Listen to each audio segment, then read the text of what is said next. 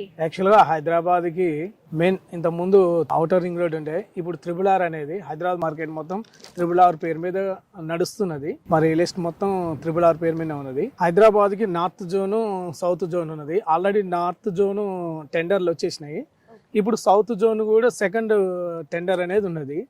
కాకపోతే ఏంటంటే ఈ విజయవాడ హైవే ఈస్ట్ భాగం ప్రత్యేకత ఏంటంటే హైదరాబాద్ చుట్టూ అంటే జంక్షన్లకు ఎటు చూసినా కూడా అవుటర్ టు RRR కి 40 కిలోమీటర్ డిస్టెన్స్ ఉండేది టోటల్ గా.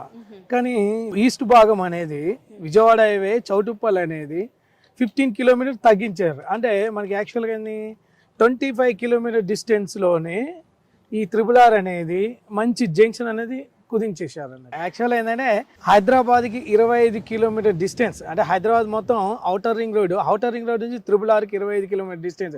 అంటే హైదరాబాద్కి 25 కిలోమీటర్ డిస్టెన్స్లో ఉన్న ఏ ల్యాండ్ పెరగదు చెప్పండి?